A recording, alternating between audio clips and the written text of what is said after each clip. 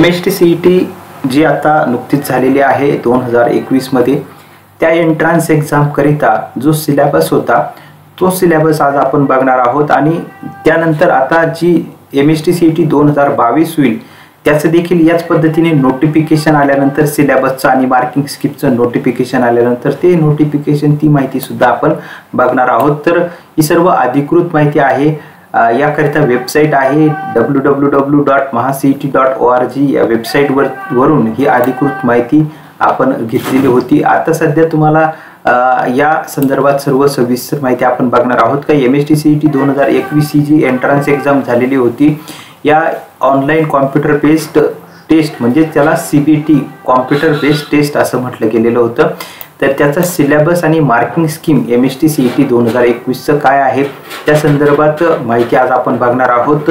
याच पद्धतीने MST-CET 2022 चं देखील अशाच पद्धतीने सिलेबस आणि मार्किंग स्कीम आल्यानंतर ती देखील माहिती आपण या ठिकाणी बघणार आहोत। परंतु या वर्षी आणि मागच्या वर्षीची जी परिस्थिती आहे ती जवळपास थोडेफार प्रमाणामध्ये सारखी आहे, कारण मागच्या वर्षी सुद्धा 25% डिलीट सिलेबस जो आहे तो कोरोनामुळे डिलीट करण्यात आलेला होता आणि या वर्षी सुद्धा 25% सिलेबस जो आहे तो डिलीट करण्यात आलेला होता आणि त्याची फाईल सुद्धा आपण पुढे बघणार आहोत। तर त्यामुळे या वर्षी सुद्धा जे सिलेबस आहे 2022 करिता त्याविषयी सुद्धा अधिकृत माहिती आल्यानंतर ती अधिकृत माहिती आपण पुढे बघणार आहोत। तर हे लेटर जे आहे ते 1/12/2020 चं हे लेटर आहे, अधिकृत लेटर।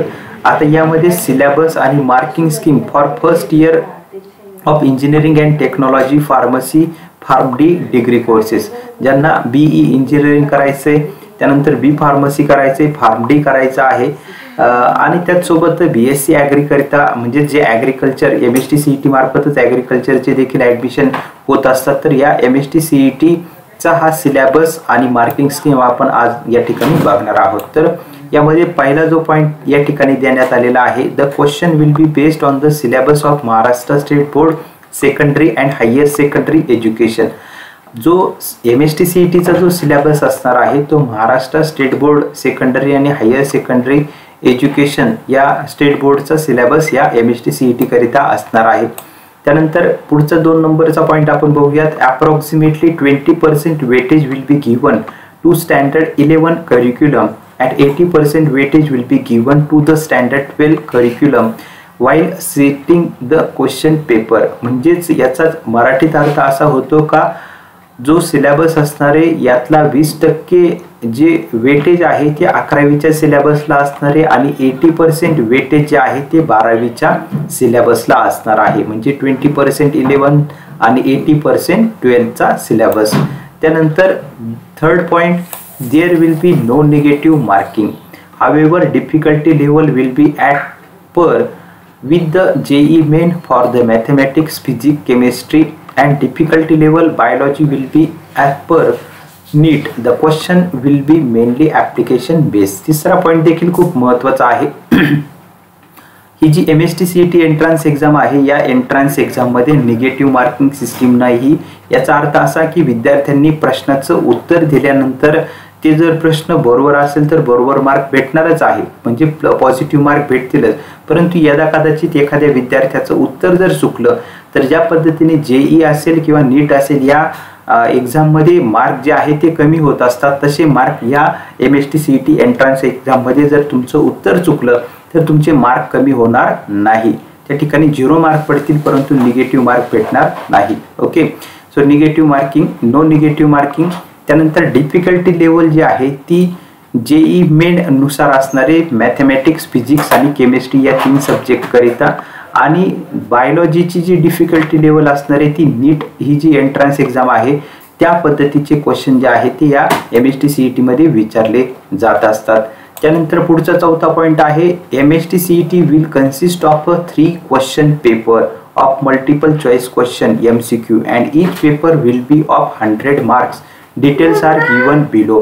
MST-CET चे जे आहे ते 3 क्वेश्चन पेपर या ठिकाणी असणार आहे आणि ते सर्व मल्टिपल चॉईस क्वेश्चन म्हणजे MCQ त्यामध्ये असणार आहे आणि तो प्रत्येक पेपर जो आहे तो प्रत्येक पेपर हा 100 मार्कचा असणार आहे आणि याचे डिटेल जे आहे ते आता आपण या ठिकाणी पुढे बघणार आहोत। यामध्ये पेपर जे आहे paper first, paper second, paper third असे 3 पेपर या ठिकाणी असणार आहे।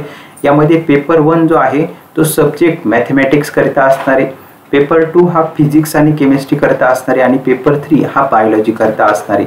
आता यामध्ये विद्यार्थ्यांना पर्याय असणार आहे। काही विद्यार्थ्यांना जर वाटत असेल का फिजिक्स, केमिस्ट्री, मॅथमॅटिक्स म्हणजे पेपर 1 आणि पेपर 2 द्यायचा असेल तर त्या विद्यार्थ्यांची 200 मार्काचा पेपर होईल।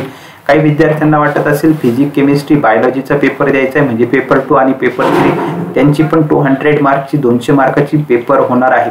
काही विद्यार्थी तीनही जे पेपर आहे ते देतात म्हणजे फिजिक्स, केमिस्ट्री आणि यासोबत मॅथमॅटिक्स आणि बायोलॉजी। ओके, म्हणजे पेपर 1, पेपर 2, पेपर 3 असे 3ही पेपर देऊ शकतात। म्हणजे कोणतेही 2 पेपर देऊ शकतात, त्यातला कंपल्सरी पेपर पेपर 2 असणारे किंवा 3ही पेपर या ठिकाणी विद्यार्थी देऊ शकतात। PCM पण देऊ शकतात, PCB देऊ शकतात किंवा PCMB पण देऊ शकतात।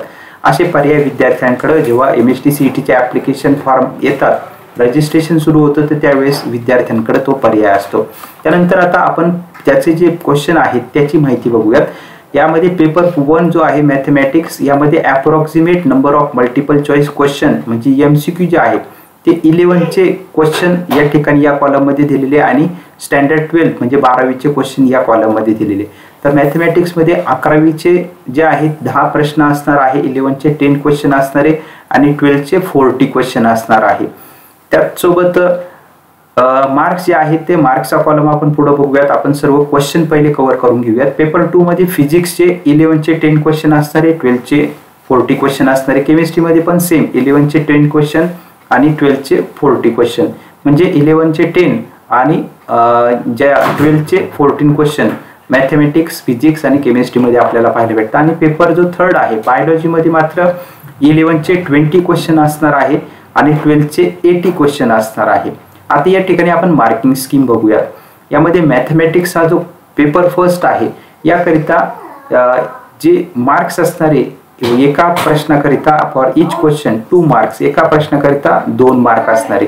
आता आपण इथं क्वेश्चनची जर बेरीज केली 11वीचे 10 क्वेश्चन आणि 12वीचे 40 क्वेश्चन 10 + 40 म्हणजे 50 क्वेश्चन, 50 × 2 जर केलं तर टोटल मार्क किती होणार आहे 100 मार्क्स हे मॅथमॅटिक्सचे होणार आहे आणि त्याकरिता टाइम ड्युरेशन असणार आहे 90 मिनिट्स। त्यानंतर दुसरा जो पेपर आहे सेकंड पेपर फिजिक्स आणि केमिस्ट्री कंबाइंड तो पेपर असतो। तर यामध्ये 11चे 10 मार्क आणि 11चे 10 क्वेश्चन आणि 12चे 14 क्वेश्चन फिजिक्स आणि केमिस्ट्री मध्ये रिस्पेक्टिव्हली आपल्याला पाहायला भेटतात। तर आपण क्वेश्चनची आता समेशन जर केली 11चे 10 आणि 12चे 14 म्हणजे 15 क्वेश्चन फिजिक्सचे, 11चे 10 आणि 12चे 14 म्हणजे 10 + 14 15 फिजिक्सचे 50 क्वेश्चन आणि केमिस्ट्रीचे 50 क्वेश्चन, 50 + 50 म्हणजे 100 क्वेश्चन त्या ठिकाणी होणार आहे। 100 क्वेश्चन 10 + 40 50, 10 + 40 50, फिजिक्सचे 50 प्रश्न, केमिस्ट्रीचे 50 प्रश्न, फिजिक्सचे 50 आणि केमिस्ट्रीचे 50 असे 50 + 50 100 प्रश्न हे फिजिक्स आणि केमिस्ट्री मिळून असणार आहे। आता याकरिता मार्क जे आहे ते 1 मार्क असणारे या प्रत्येक क्वेश्चन करिता म्हणजे 100 क्वेश्चन × 1 जर केलं तर 100 त्याचे मार्क्स आपल्याला पाहायला भेटतात। म्हणजेच या ठिकाणी 100 मार्कचा हा सेकंड पेपर असणार आहे मॅथमॅटिक्स प्रमाणेच। ओके, फक्त मॅथमॅटिक्स मध्ये 50 क्वेश्चन असणार आहे, एका क्वेश्चन करिता 2 मार्क्स असतात। मात्र फिजिक्स केमिस्ट्री मिळून टोटल 100 क्वेश्चन असतात, 50 फिजिक्स 50 केमिस्ट्री आणि 1 मार्क्स हा प्रत्येक 1 मार्क हा प्रत्येक प्रश्नाकरिता असणारे। टोटल मार्क्स जे आहे ते होणारे 100 आणि सेम टाइम ड्युरेशन हा सेम असणारे 90 मिनिट्स। त्यानंतर बायोलॉजी करिता जो थर्ड पेपर आहे बायोलॉजी याकरिता 11चे 20 क्वेश्चन असणारे, 12चे 80 क्वेश्चन असणारे। जर क्वेश्चनचे आपण समेशन केली 20 + 80 20 + 80 म्हणजेच 100 प्रश्न जे आहेत ते आपल्याला या ठिकाणी पाहायला भेटतात बायोलॉजीचे। आणि मार्क जे असणारे 1 मार्क असणारे, 1 मार्क फॉर इच क्वेश्चन, प्रत्येक क्वेश्चनला 1 मार्क असणारे। टोटल मार्क होणारे 100। ओके, 100 प्रश्नाचे 100 मार्क्स एका मार्कनुसार आणि टाइम ड्युरेशन हा सेम असणारे 19 मिनिट्स। हे झालं क्वेश्चन पेपरचा फॉर्मॅट. म्हणजे क्वेश्चन आपण बघितले, मार्क्स बघितले, टोटल मार्क्स बघितले आणि ड्युरेशन इन मिनिट्स बघितले, पेपर बघितले, त्याचे सब्जेक्ट पण आपण बघितले. आता पुढचा जो महत्त्वाचा पार्ट असणार आहे पेपर स्कीम झाली. आता सिलेबस जो आहे तो खूप महत्त्वाचा असणार आहे. The question will be set on. आता क्वेश्चन पेपर कसा सेट केला जातो त्याची माहिती पुढे बघूयात. Whole syllabus of standard 12th 2020-21 of physics, chemistry, biology, mathematics subject excluding portion which is deleted by Maharashtra राज्य पाठ्यपुस्तक निर्मिती अभ्यासक्रम संशोधन मंडळ, महाराष्ट्र राज्य पाठ्यपुस्तक निर्मिती व अभ्यासक्रम संशोधन मंडळ, Balbharati for HSC examination due to कोविड-19 पॅन्डेमिक सिच्युएशन. याचा मराठीत अर्थ आपण समजून घेऊयात. 12वीचा पूर्ण सिलेबस की जो 2020-21 म्हणजे मागच्या वर्षी जे काही विद्यार्थी 12वीला होते त्यांचा पूर्ण सिलेबस ही जी काही जी MST CET झालेली होती त्या MST CET करिता होता. तर या वर्षी सुद्धा नेमकी काय होतंय याच पद्धत मागच्या वर्षी सारखाच पॅटर्न, मागच्या वर्षी सारखाच सिलेबस राहतोय का, काही बदल होतोय याचे नोटिफिकेशन आपण पुढे आल्यानंतर बघणार आहोत. पण मागच्या वर्षी सारखाच अंदाज जो आहे ते वेगवेगळे ठिकाणावरून करण्यात येत आहे. परंतु प्रत्यक्षात नोटिफिकेशन आल्यानंतरच त्याविषयी स्पष्टता चित्र सर्व स्पष्ट होईल. तर 12वीचा सगळा सिलेबस या ठिकाणी असतो. 2020 आणि 21चा जी आता MST CET झालेली होती त्याकरिता होता. त्यामध्ये सब्जेक्ट होते फिजिक्स, केमिस्ट्री, बायोलॉजी आणि मॅथमॅटिक्स. या सर्व 12वीचा जो सिलेबस होता तो MST CET 2021 करिता होता.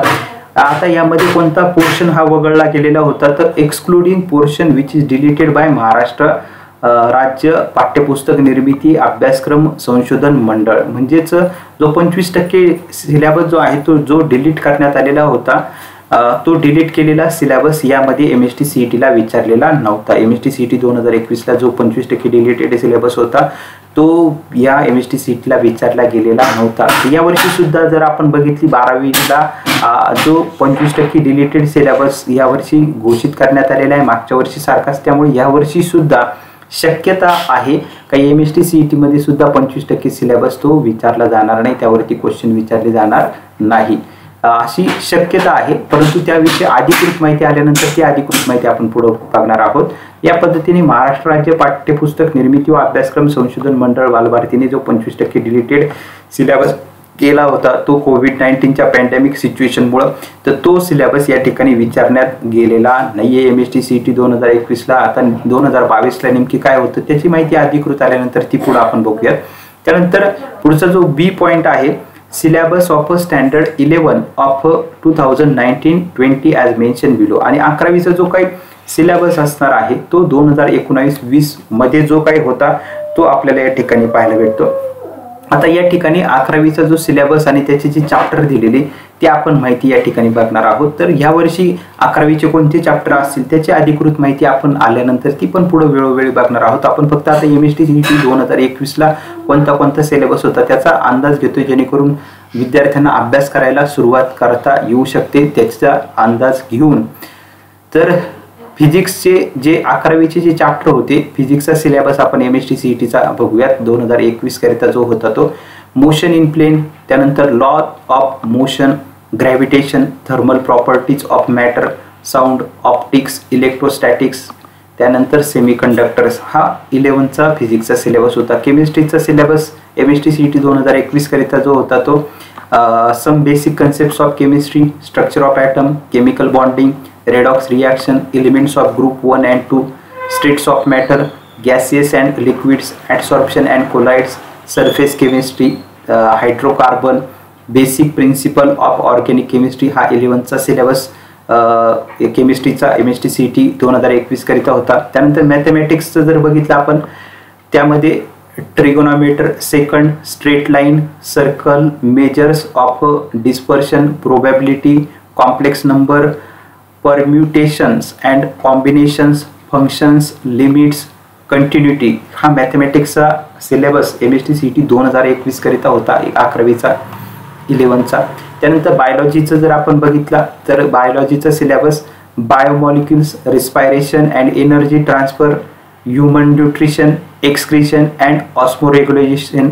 हा 11चा बायोलॉजीचा सिलेबस MST CET 2021 करिता होता. आता 2022 करिता MST CET 2022 करिता अशाच पद्धतीने सिलेबस राहतो का त्याच्यामध्ये बदल होतो, त्याची अधिकृत माहिती आल्यानंतर ती पण अधिकृत माहिती आपण पुढे बघणार आहोत। ही फक्त आपण एक अंदाज बघितलेला होता का MST CET 2021 ला कशा पद्धतीने मागचा सिलेबस होता, कारण मागच्या वर्षीची आणि ह्या वर्षीची पण जवळपास काही प्रमाणामध्ये साम्य आपल्याला हे सिलेबस मध्ये पाहायला मिळत होतं, जसं की 25% डिलीटेड सिलेबसचा। त्याच्यामुळे आपण ही माहिती बघितलेली आहे। अशी सर्व अधिकृत माहिती जी आहे ती पुढे आल्यानंतर ती देखील आपण पुढे वेळोवेळी बघूयात।